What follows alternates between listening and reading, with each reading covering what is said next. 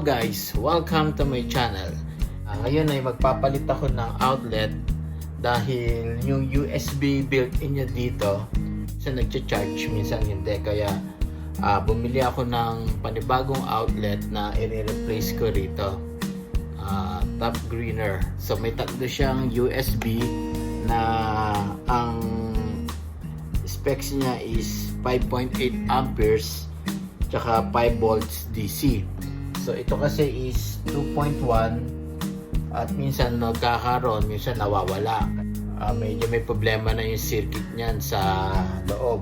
So i-replace ko to. Samahan niyo ako at papakita ko kung paano gawin to. Kung hindi kayo inline sa electrical, so mas better na kumonta kayo ng electrician at sila ang magkabit ng mga outlet nyo na may USB. So first thing, dapat safety. Wag na wag nyo gagawin kung hindi kayo marunong. Kaya samahan nyo ako at tatanggalin natin to at ipapalit natin tong bagong outlet. So ang una natin gagawin is kailangan, kung alam mo yung circuit nyan doon sa panel board mo, sa circuit breaker, i-off natin siya for sure na wala nang kuryente o supply na dumadaloy dito. Mahawakan mo man siya ay safe kayo. So second, kung meron kayong mga gloves, is better to use that para additional protection sa sarili nyo. Kaya guys, papatayin ko muna yung breaker at bubuksan natin to at ipapalitan na natin ng panibagong outlet.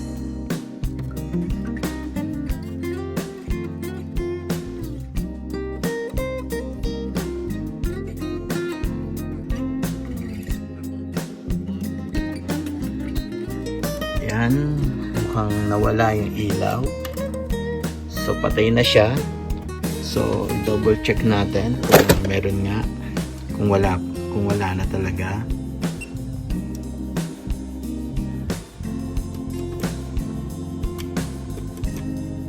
Wala nang sounds, kaya wala na siyang kuryente. Open natin to at i-replace na natin itong bagong outlet na may USB. So ito kasi nabili ko lang to sa garage. Kalimutan ko na kung ano brand nito. Actually nagamit ko naman to 2 years, 3 years, something like that. Kasi ito yung linya ko sa isang camera ko. Pag ginagamitan ko kasi nito, medyo bulky tignan. Naglagay ako dito ng built-in USB para ganito na, hindi siya pangit tignan. Sa kakagamit, dumating na talaga na minsan nagkakaroon siya, minsan nawawala. I decide na magpalit nito at change ng ampere ng USB para mas madali ang maging fast charger. And outlet naman bira ko lang naman minsan magamit yan, like kung naglilinis ako for extension. Maybe sa next vlog ko maglalagay ako ng extension dito. Yung isa, kumbaga ba, yung isang outlet na to na high voltage, gagawin kong wifi. Para kung sakaling meron akong isasaksak doon at umalis ako, pwede ko siyang patayin kahit nasa remote o nasa ang area man ako, nasa labas ng bahay. Guys, bubuksan na natin to.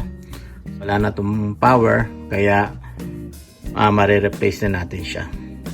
Okay, samahan niyo ako.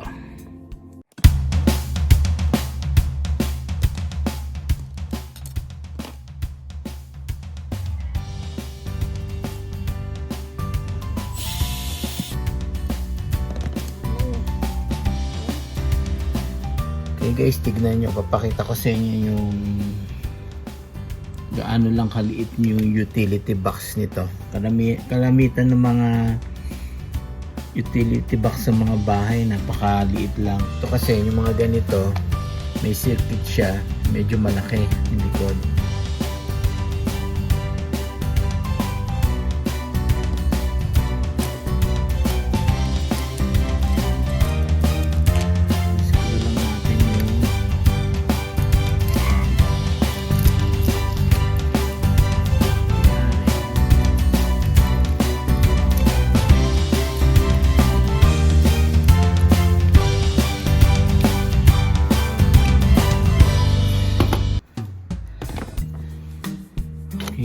ito yung terminal, no?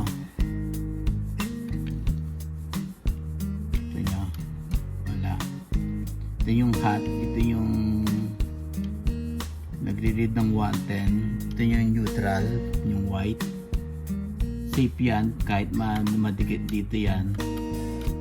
Walang hindi kayo walang kuryente. Ito naman itong black. The hot line is kailangan make sure na every time na let's say kung meron tong power, lagyan nyo ng electrical tape para maging safe.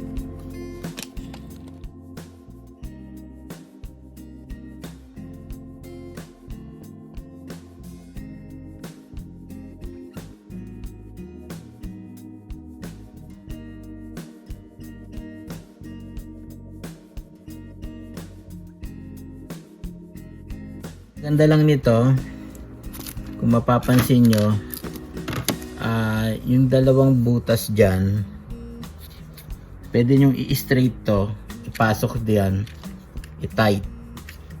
Dito kasi, ano mo talaga ang gagawin mo,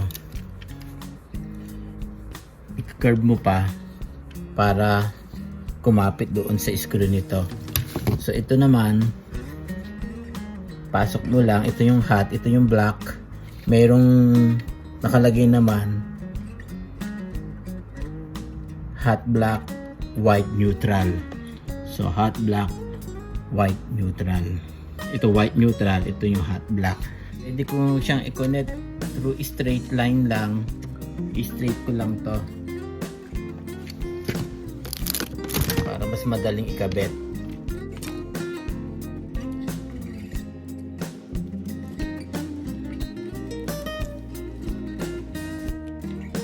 Ulitin ko, kung hindi nyo to porte, it's better to call electrician para sila ang magkabit nito.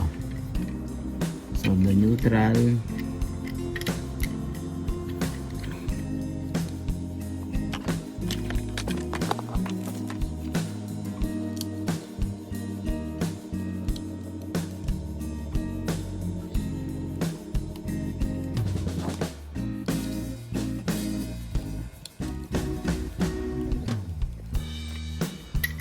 ang pinaka-ground niya nandito na. So pag kinabit mo yan, may grounding na siya.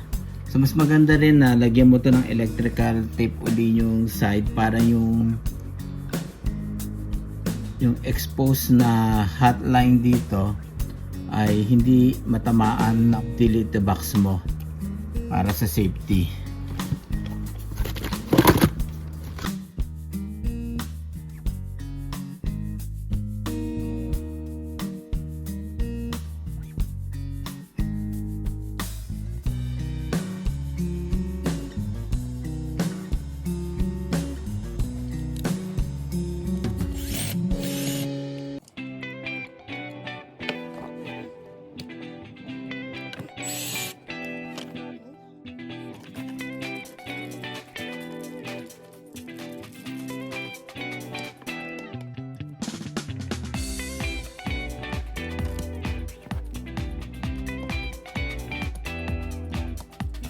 Yan guys, no, na turn on ko na yung breaker.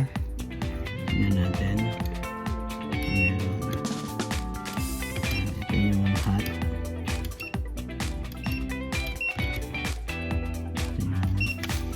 Neutral. Check. Check.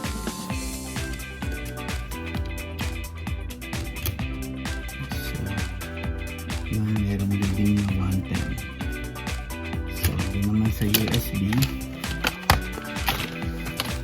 Ito natin.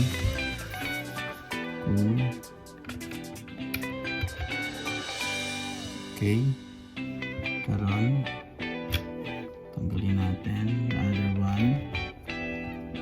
Meron. So, the other one. So, meron din. So guys, ganun lang, no? So babalik ko na uli yung supply to ng camera ko.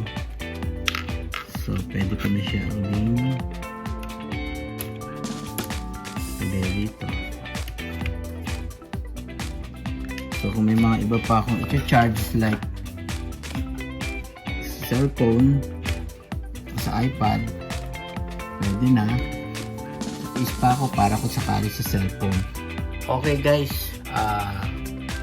tapos na tayo. So, napakadali lang gawin at tandaan nyo, pag kayo ang gumawa nito, make sure na off yung breaker nyo and naka-gloves din kayo para for safety. Kung hindi naman, call electrician na sila magkabit nito.